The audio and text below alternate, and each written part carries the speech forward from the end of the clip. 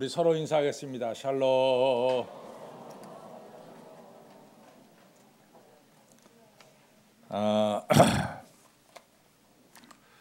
마태복음 18장에 가서 보면은 베드로가 예수님에게 찾아와서 이런 말씀을 여쭤봐요. 예수님, 제가 형제가 저한테 잘못했을 때 제가 7번까지 용서하면은 제가 충분히 이웃을 용서하는 것이 되겠습니까? 이렇게 여쭤보니까 예수님께서 대답하시기를 아니다. 70번씩 7번이라도 해야 된다. 그럼 우리가 단순하게 이 산수로 계산하면 77이 49, 490번인데 그럼 490번까지만 용서하라라고 예수님이 말씀하신 것이냐? 사실은 그렇지가 않습니다. 우리가 형제를 용서하는 데는 끝이 없다, 이런 말씀을 주신 것이 되겠습니다. 이제 이러면서 예수님이 한 가지 비유를 이게 들어서 말씀하셨어요. 마치 이웃 사랑에 대해서 비유로 말씀하실 때 선한 사마리아인의 이 사랑을 들었듯이 이번에도 용서라고 하는 것을 비유로 우리에게 설명하실 때 이런 말씀을 들으셨습니다. 뭐냐면은 한 사람이 왕에게 1만 달란트를 빚을 졌다, 이렇게 말씀합니다. 근데 이제 그게 1만 달란트가 되게 얼마나 되느냐, 이제 구체적으로 우리나라 한국 돈으로 얼마가 되느냐 궁금하단 말이죠. 그래서 이제 미국 사람들은 그걸 어떻게 추석을 했는가 하고 제가 찾아보니까 미국 사람들은 1650만 달러 1650만 달러가 바로 1만 달란트다, 이렇게 표현하고 있습니다. 그러니까 1650만 달러 정도 빚을 졌어요. 1650만 달러. 근데 이제 왕에게 그렇게 빚을 졌으니까 왕이 갚으라, 그러니까 저 정말 돈이 없습니다. 그럼 그 당시에는 돈이 없으면은 사람을 팔아서 갚습니다. 그래서 예수님께서 팔릴 때 은 30에 팔렸거든요. 또 요셉이 팔릴 때는 은 20에 팔렸습니다. 그러니까 사람이 이같이 노예로 팔려나갈 때 돈을 받고 팔립니다. 너도 팔고 그 다음에 네 부인도 팔고 내 자식도 팔아서 빚을 갚아라. 그러니까 이 빚진 자가 납작 엎드려 가지고 왕이여 좀 시간을 주십시오. 제가 갚겠습니다 하면서 빌었습니다. 근데 왕이 이 비는 이 사람을 보니까 너무 불쌍히 보였어요. 그래가지고 왕이 아야 그 빚 1650만 달러를 다 탕감해버리고 말았습니다. 그래서 탕감받았단 말이죠.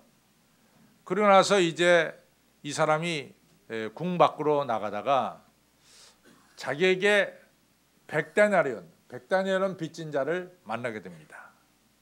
근데 이 백다니엘은 빚진 자는 사실은 그 당시에 하루 일하면 한 다니엘은 받았어요. 그러니까 백다니엘인 것은 100일치 노동료가 되는 거죠. 그래서 만약에 쉽게 계산해서 하루에 10만 원씩 받았다면 백다니엘은 1000만 원이 되겠습니다. 1000만 원 이제 빚진 게 된 거죠. 그러니까 예를 들어서 약 한 10,000불 정도 이제 빚을 지게 된 거죠. 1650만 불 대 10,000불입니다. 근데 이제 10,000불을 빚진 자가 만났어요. 그랬더니 이 1650만 불 탕감받은 사람이 10,000불 빚진 자를 붙잡더니 내 빚 갚아라. 내 빚 갚아라. 그랬더니 제가 돈이 없습니다. 좀 시간 좀 주십시오.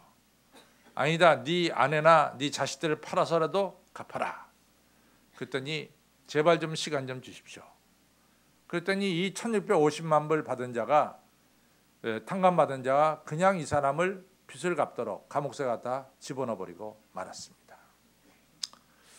간단한 예수님의 예지만은 이 예 속에서 우리는 이 1650만 불 받은 자가 빚을 진 자가 약자일 때, 왕 앞에 약자일 때 바짝 엎드려서 빌었어요. 근데 이 사람이 자기에게 백다니엘은 빚진 자에게는 강자지요.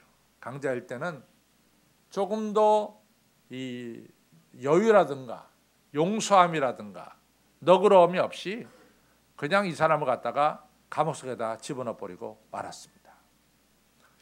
나중에 이 왕이 이 사실을 소문이 돌고 돌아서 왕의 귀에 들어왔어요. 왕은 몹시 속상했습니다. 내가 1650만 불을 탕감해 줬으면은 적어도 100대년 빚진 자를 갖다가 탕감해 주든지 아니면 좀 기다려 주든지 해야지. 기다려 주지 않고 탕감도 하지 않고 감옥에 갖다 집어넣은 저 사람 아주 못된 사람이다. 다시 불러다가 감옥에 갖다 집어넣고 말았습니다. 이 짧은 데서 우리가 약자일 때 어떻게 행동해야 되고 강자일 때 우리가 어떻게 행동해야 되는가, 이것을 우리가 알 수가 있습니다. 또 하나는 뭐냐면은 다윗에 대한 이야기입니다. 다윗이 우리가 사무엘하 16장쯤 되면은 다윗이 글쎄 이 아들 압살롬에 의해서 왕국에서 쫓겨나요. 도망가다시피 해요. 그래서 다윗이 이제 도망가게 되는데, 다윗이 도망갈 때 얼마나 급하게 도망갔던지 신발을 신지 못했다 그랬어요. 그다음에 얼마나 자신이 비참했던지 머리를 다 풀어헤치고 이게 눈물을 흘려가면서 기드론 시내를 건너 감람산으로 올라갔다 그랬습니다. 그래갖고 다윗이 이제 감람산을 지나서 이제 요단강을 건너서 저쪽 길르앗 땅 모압 이 마하나임으로 이제 피신 가게 되는 거죠. 그때 다윗이 피신 가는 길에 시므이라는 자가 나타나서 다윗을 막 조롱하는 거예요. 이 비루한 자요, 이 피를 흘린 자요 하면서 막 다윗을 막 조롱했어요. 그랬더니 다윗의 옆에 있던 부하가 저거 그냥 놔둡니까 말이야. 아무리 지금 왕이 힘 빠진 왕이라 해도 어떻게 왕한테 저렇게 함부로 얘기할 수 있습니까? 저거 당장 쳐 죽여야 되겠습니다. 다윗이 말립니다. 간도라. 저 사람을 통해서 하나님이 나에게 오늘 메시지를 주신 거다. 그러니까 놔둬라. 그리고 이제 다윗이 요단강 건너서 마하나임으로 갔어요. 근데 우리가 알다시피 다윗의 부하들이 압살롬의 부하들과 전쟁에서 승리를 거둡니다. 그래갖고 피신간 다윗이 다시 예루살렘으로 돌아오는 그런 길입니다. 돌아올 때 시므이가 그냥 다윗 앞에 바짝 엎드렸어요. 왕이요, 내가 왕이 여기를 지나갈 때 그때 내가 왕에게 함부로 말한 것 기억하지 마십시오. 제가 잘못했습니다 하면서 이제 빌었어요. 그때 다윗 앞에 있던 이 아비새 장군이 저 사람은 분명하게 죄를 졌습니다. 여호와께 기름 부음 받은 자에게 참남된 말을 했으니까 저건 당장에 목을 쳐야 됩니다. 그때 다윗이 목 치지 말아라, 목 치지 말아라, 건드리지 말아라. 그 시므이를 살려줍니다. 내가 너를 용서한다, 걱정하지 말고 가라. 이렇게 됐어요. 여기서 보면은 우리는 이 다윗이 자기가 이 약자였을 때 또는 강자였을 때 틀림없이 1650만 불 빚진 자하고는 완전히 다른 그러한 이 자세를 보게 되죠. 여러분들, 우리가 이제 한국의 기독교라고 할 때 우리가 잘 보면요, 우리 기독교가요, 여러분과 저는 2조 500년 동안을 우리나라를 이같이 정신적으로 지배해온 유교 사상을 우리가 사실은 버릴 수가 없어요. 저도 가만히 보면 저도 4대째 크리스찬이거든요. 근데 저한테도 틀림없이 유교적인 이 밑바닥이 저의 삶 속에 있습니다. 그러니까 우리 한국 사람은 누구나 막론하고 이 유교라고 하는 2조 500년을 지배했던 유교 정신이 우리 가운데 다 있단 말이죠. 근데 그런 이 유교 중에서 우리나라를 이 잘못 지배한 게 주자학이죠. 이 주자학은 완전히 양반 위주의 이런 학문이 주자학입니다. 주자학에는 이같이 빈민 계층이 들어있지 않습니다. 첫 주자학에는 이런 주자학, 이 틀림없이 유교의 주자학 정신이 우리를 지배하던 이런 시대에 사실은 주자학 가지고는 나라를 살릴 수가 없죠. 그때 기독교가 들어왔어요. 그때 기독교가 들어오니까 기독교는 정말로 약자와 가난한 사람들과 여자들과 이러한 우리 사회에 좀 소외당한 사람들에게 틀림없이 사랑을 전하는 그런 말씀이 바로 성경에 나오죠. 그 기독교가 우리나라에 잘 스며들었습니다. 근데 이제 21세기가 들어와서 여러분과 저가 이같이 잘 살게 되면서 사실은 유교라고 하는데 기독교라는 페인트를 갖다가 잔뜩 칠했단 말이에요. 페인트가. 근데 우리가 이제 좀 보면요, 이 뭘 보냐면 우리가 서구의 기독교가 문 닫았다 이런 얘기를 하지만도 서구를 보면은 기독교 정신이 깔려 있어요. 기독교 정신이 깔려 있는 거지. 왜 일본하고 독일하고 다르냐? 독일은 기독교 정신이 깔려 있다고. 그래서 히틀러가 잘못한 거에 대해서 잘못한 거야. 그러니까 거기서는 여지가 없는 거예요. 무조건 여지가 없는 거라고. 그러니까 빌리 브란트 수상이 이 이스라엘 사람들 죽은 데 가서 비 오는 날 무릎을 꿇고 비는 거지. 잘못한 건 잘못한 거니까. 기독교는 잘못한 것에 대해서 철저하게 회개하고 용서받고 새롭게 되는 이 정신이 기독교의 핵심이란 말이죠. 그러니까 기독교는 잘못했다라고 거부하는 것 자체가 죄란 말이지. 잘못했다고 거부하는 것은 너는 살아계신 하나님을 모욕하는 거다 이렇게 얘기했단 말이죠. 그러니까 기독교 정신은 잘못된 것에 대해서 잘못된 거예요. 그러고선 용서받고 새롭게 출발하는 거라고. 근데 일본은 그런 기독교 정신이 흘리지 않기 때문에 자기들이 잘못한 것에 대해서 잘못했다라고 잘 말을 못하죠. 어떻게 해서 피해가려고 그러죠. 근데 하여튼 어쨌든 간에 우리 대한민국, 저를 비롯해서 우리 대한민국 백성들에게는 유교 정신이 흐른다고요. 그 위에다가 기독교가 들어와서 페인트 칠을 했다고. 근데 지금 21세기가 되면 잘 살면서 페인트가 지금 벗겨나가기 시작해요. 그럼 과연 우리 안에 페인트가 벗겨질 때 기독교가 있느냐 그 말이야. 기독교가 있느냐. 정말 기독교가 있느냐? 예수가 있느냐 이거지. 예수가. 그래서 이제부터의 우리 크리스찬의 중요한 것은 겉에만 크리스찬이 아니라 우리가 뼛속 깊이, 우리 뼛속 깊이 예수 그리스도가 자리를 잡아야 된다라고 생각합니다. 그래서 오늘 이 다윗의 이 같은 행동도 그 안에 자연스럽게 하나님이 계신 행동이죠. 그렇죠? 그래서 그가 피신 갈 때 그 시므이가 막 조롱할 때도 하나님이 하신 말씀이다. 또 그가 돌아올 때 강자가 되었을 때 지극히 약자인 시므이를 죽이지 않은 것도 하나님의 마음이죠. 그래서 오늘 우리가 읽은 사무엘상 26장을 보면서 우리가 강자였을 때 혹은 우리가 약자였을 때 우리가 어떻게 행동해야 되는가 하는 것을 다윗이 잘 보여주고 있어요. 오늘 이제 성경에 보면은 이 사울 왕이 이 3,000명을 풀어서 다윗이 십광야에 숨어 있었는데 십광야에 사는 사람이 가르쳐줬어요. 다윗이 저기 숨었다. 그러니까 사울이 3,000명을 풀어가지고 다윗을 쥐 잡듯이 이 잡듯이 잡는 거예요. 지금 그게 오늘 26장의 내용입니다.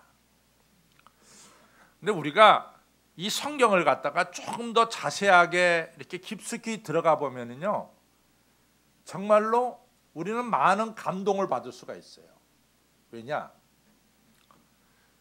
우리가 이제 여호수아가 이 이스라엘 땅을 점령하고 나서 12지파에게 땅을 분배합니다. 그러면 이제 누가 뭐라 해도 가나안 땅은 이스라엘 사람들이 지배하는 땅이 됐잖아요.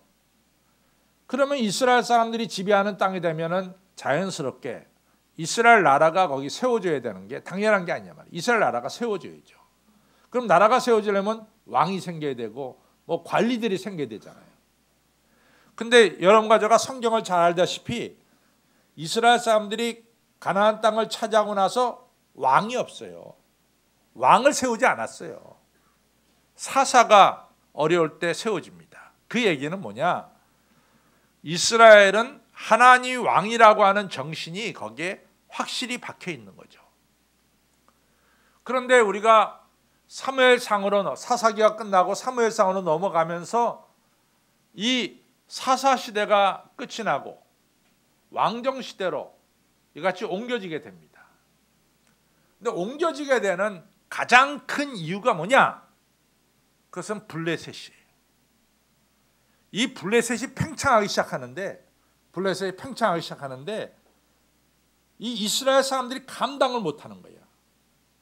제가 그랬잖아요. 단이라고 하는 지파가 바로 이 블레셋 지역의 위쪽에 여호수아가 땅을 줬는데 단이 거기 살 수가 없었어요. 왜냐하면 끊임없이 블레셋이 위로 쳐올라오니까 단 지파가 거기 있을 수가 없었다고. 그 단 지파가 그 땅을 포기하고 갈릴리오스 북쪽에 라이스라는 땅으로 옮겨가게 됩니다. 그래서 단 지파가 그 북쪽으로 가서 거기에 단이 된 거예요. 라이스였는데 이름이 단이 된 거죠. 그래서 우리가 이스라엘 가리켜서 맨 북쪽을 단, 맨 남쪽을 브엘세바. 그러니까 단과 브엘세바 이렇게 얘기하잖아요. 블레셋이 잠깐 팽창하니까 견딜 수가 없는 거지. 이렇게 되면서 이스라엘 백성들이 마지막 사사였던 사무엘에게 찾아가서 우리에게도 왕을 세워주십시오. 지금 사사 가지고는 블레셋의 팽창을 우리가 막을 수가 없습니다. 그러니까 우리에게 왕을 세워주십시오. 이래가지고 사사 시대가 끝이 나고 왕정 시대가 시작된 거예요. 그 사울이 왕이 된 것의 첫 번째 목적은 뭐냐? 팽창하는 블레셋을 막아야 돼. 팽창하는 블레셋을. 다윗이 왕이 된 목적은 뭐냐? 사울이 블레셋을 막지 못했어요. 그래서 다윗에게 그 사명을 맡겨준 거예요. 그러니까 다윗에게 있어서 최대의 적은 누구냐? 블레셋이라고. 근데 우리가 성경에서 봐서 알다시피 이 다윗이 사울에게 쫓겨서 유대 땅 이쪽 조석에 피해를 당할 때 얼마나 사울이 집요하게 이 잡듯이 다윗을 잡았으면은 다윗이 유대 땅을 떠나서 어디로 갑니까? 사무엘상 27장에 보면 블레셋 왕, 가드 왕 아기스에 가서 피합니다. 그러니까 다윗이 굉장히 어렵게 피해 다녔다는 것을 우리가 알 수 있어요. 그렇죠? 이처럼 오늘 군대 3,000명을 풀어가지고 다윗을 죽이려고 사울이 쫓아오는 거예요. 다윗이 얼마나 급했겠어요. 얼마나 급했겠어요. 정말로 약자 중에 약자가 된 거죠. 사울은 강자 중에 강자가 된 거죠. 어디 있다는 거 알고선 3,000명을 풀어왔단 말이지. 정말 사냥개 3,000마리가 한 마리 짐승을 잡기 위해서 쫓아오는 것과 똑같은 그런 형편이 돼버리고 만 거죠. 굉장히 위험한 순간입니다. 바로 이 위험한 순간에 다윗이 지은 시가 있어요. 그 시가 시편 54편입니다. 한번 시편 54편을 보시죠. 그 위험한 순간에 다윗이 지은 시입니다. 시편 53편을 딱 펴놓고 보면은 맨 위쪽에 뭐라고 나오냐면은 다윗의 마시기를 영장으로 현하게 맞춘 노래 이렇게 나옵니다. 이 노래가 어떤 형식이다 이런 내용이고, 그 다음에 그 내용 그때 상황을 말하기를 여기서 10인이 하면 10사람입니다. 10동네 사람들이 사울에게 이르러 말하기를 다윗이 바로 우리 곳에 숨었다 이렇게 지적해 준 거예요. 그리고 3,000명을 풀어서 다윗을 잡으려고 하는 이런 상황에서 이 시가 쓰여졌다, 이렇게 설명이 붙은 거죠. 그 다음에 이제 본문으로 들어가면은 하나님이여 주의 이름으로 나를 구원하시고 주의 힘으로 나를 판단하소서. 하나님이여 내 기도를 들으시며 내 입의 말에 귀를 기울이소서. 3절에 외인이 사울이 일어나 나를 치며 강포한 자가 내 생명을 3,000명을 풀어 수색하며 나라 하여금 하나님 앞에서 살지 못하게 하고 있습니다. 4절 하나님은 나의 돕는 자가 아니십니까? 주께서는 내 생명을 죽이려는 자를 좀 붙들어 주십시오. 5절 주께서는 내 원수에게 악으로 갚으시리니 주의 성실하심으로 저희를 멸하소서. 주여 나로 하여금 하나님께 나아가서 예배드리고 주의 이름에 감사하며 주의 이름을 찬양하게 하옵소서. 이러면서 시를 쓰게 된 거죠. 참 감동이 있는 시입니다. 여러분들 다윗이 어려울 때, 약자가 되었을 때 다윗은 어디를 찾아갔습니까? 하나님께 찾아갔어요. 여러분과 제가 살다 보면 어려울 때가 있어요. 우리가 어려울 때 어디로 가느냐? 하나님께 가야 된다고 말이에요. 예수님께서 십자가를 앞에 두고 겟세마네 동산에서 땀방울이 핏방울이 되도록 기도하셨어요. 그것이 뼛속 깊이 예수님이 우리 안에 계신 거예요. 여러분과 제가 어려울 때 사람에게 찾아가는 것은 예수님이 없는 거예요. 아직도. 여러분과 제가 어려울 때 하나님 앞에 무릎 꿇는 자는 우리의 뼛속에 누가 계신 거예요? 예수님이 계신 거예요. 이것이 바로 뼛속 깊이 예수님이 계신 거래도. 왜 히스기야 왕이 지금까지 존경받는 왕으로 남아있느냐? 우리가 이 이사야 37장에 보면은 이 아시리아의 사네립이 예루살렘을 둘러쌌어요. 예루살렘 성을. 그러면서 사네립이 꼭대기에 서서 망루에 서서 예루살렘 백성이 다 듣도록 너희 하나님이 야훼가 어디 있느냐? 너희 하나님이 살아계시다면 이스라엘의 46개 성읍이 다 빼앗기고 이 아시리아 손아귀에 들어갔느냐? 이러면서 막 하나님을 조롱하는 거야. 너희는 하나님을 바라보라는 히스기야 말을 듣지 말아라. 뭐 이러면서 막 히브리 방언으로 이야기하니까 제발 히브리 말로 하지 마십시오. 백성이 알아듣도록. 뭐 이렇게 요청까지 하는 것이 성경에 나오죠. 그때 히스기야는 애굽이나 강대국을 찾아가지 않습니다. 히스기야는 뼛속 깊이 하나님이 계셨기 때문에 히스기야는 성전에 올라가서 옷을 찢고 죄를 뿌리면서 하나님 듣지 않으셨습니다. 저자들이 하나님을 모욕하는 소리를 하나님 듣지 않았습니까? 하나님이여 이 나라를 살려주십시오 하면서 히스기야가 간절하게 기도하죠. 그 기도의 응답으로 예루살렘 성을 감았었던 18만 5천 명이 졸지에 다 돌아가고 맙니다. 여러분, 우리가 살다 보면 약자가 될 때가 있어요. 그렇죠? 힘들 때가 있다고. 어디로 가야 되나요? 하나님께 가시기를 바랍니다. 어려울 때 하나님께 가는 자가 그 뼛속에 누가 계시느냐? 하나님이 계시는 거예요. 그 다음에 오늘 성경은 다윗이 강자가 됐을 때 이야기도 나오고 있어요. 이제 3,000명의 군사가 막 이 다윗을 쫓으려고 왔다가 피곤하니까 잠이 들었는데 하나님께서 깊이 잠들게 했다 그랬어요. 오늘 12절을 보시기 바랍니다. 오늘 우리 성경 이제 사무엘상 26장 12절을 보시기 바랍니다. 12절 보면은 같이 읽습니다. 시작. 다윗이 사울의 머리 곁에 창과 물병을 가지고 떠나가되 깨든지 이를 보든지 알든지 하는 사람이 없었으니 이는 여호와께서 그들로 깊이 잠들게 하셨으므로 그들이 다 잠이었더라. 하나님이 이 3,000명과 사울을 갖다가 다 모조리 깊은 잠 속에 빠지게 만들었어요. 그러니까 다 잠자는 거야.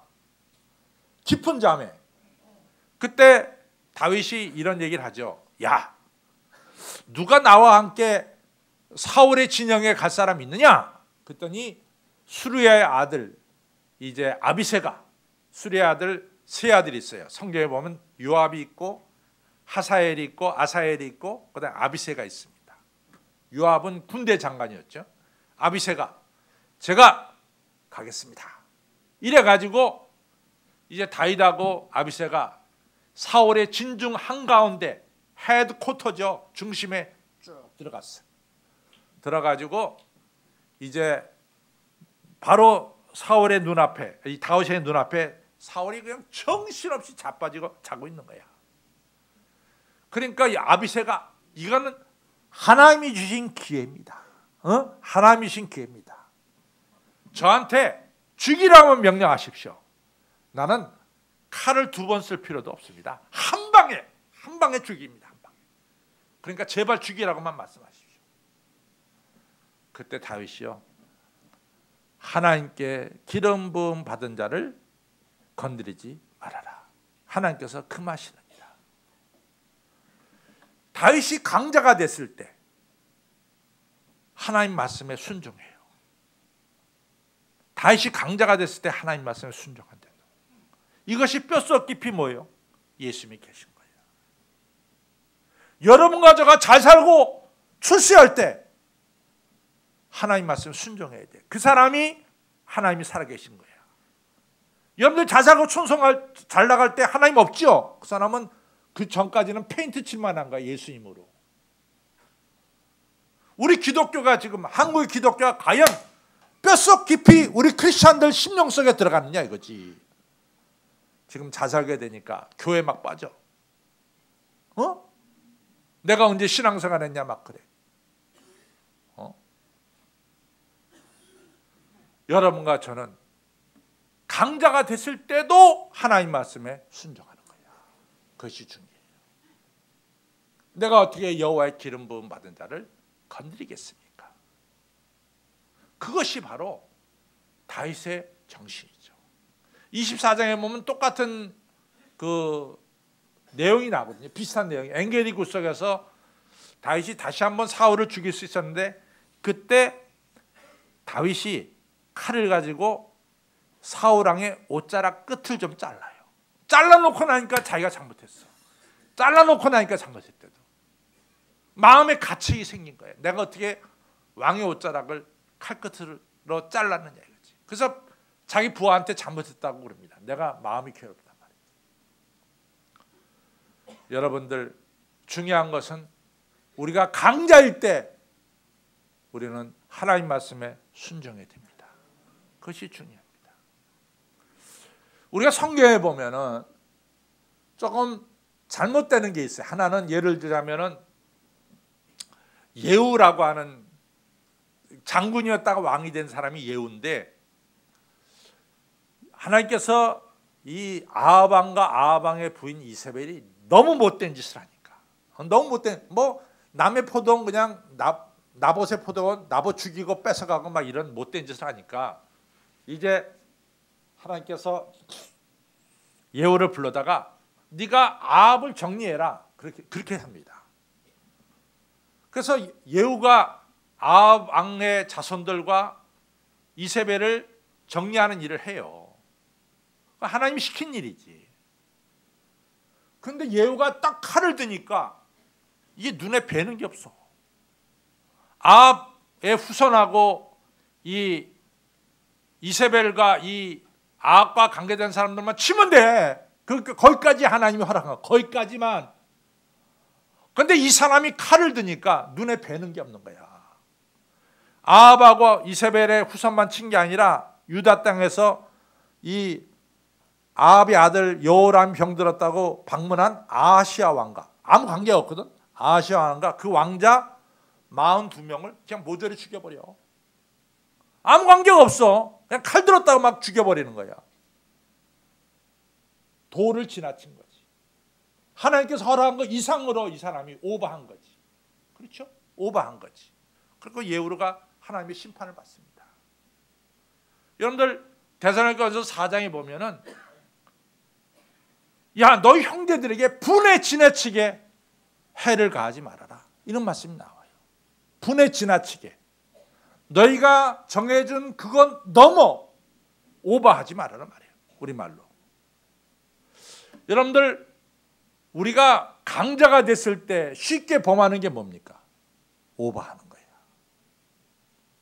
우리가 해야 될 그 이상을, 하나님 것을 우리가 하게 되는 거죠.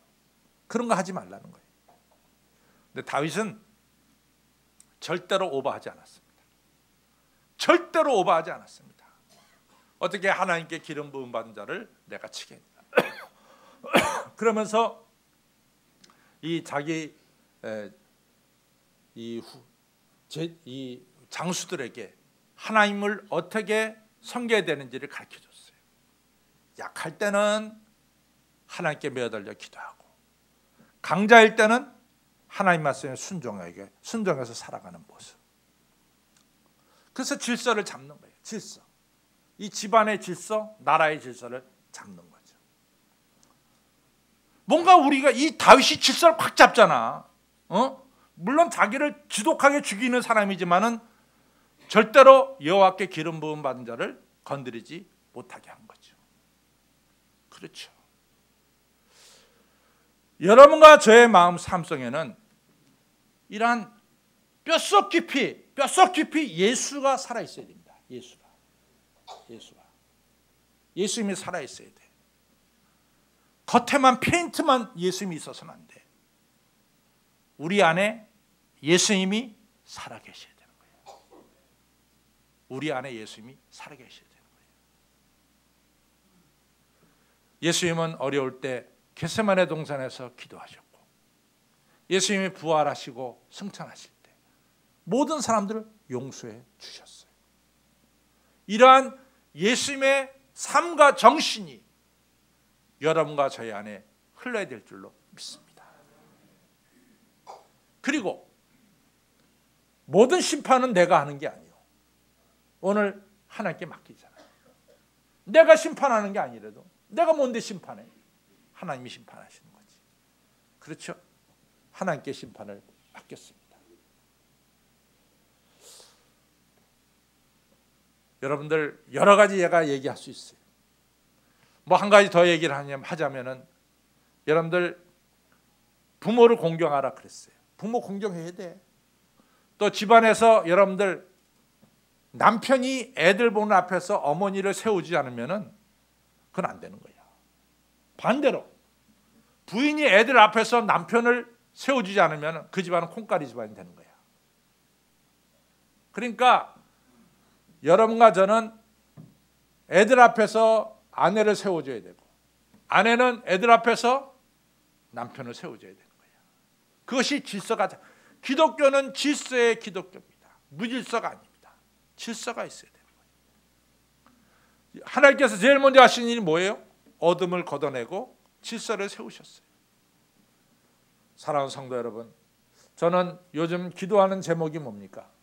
하나님, 우리 삶 속에 뼛속 깊이 예수님이 살아계시기를 원합니다. 난 그냥 페인트만 예수님이 아니라, 페인트 벗겨지면 예수님은 사라지고, 이 잘못된 인간만 드러나는 그것이 아니라 뼛속 깊이 예수님이 들어와서 우리가 예수님으로, 예수님 닮아가는 이러한 성도가 되어야 될 줄로 믿습니다. 기도하겠습니다. 아버지 하나님, 감사합니다.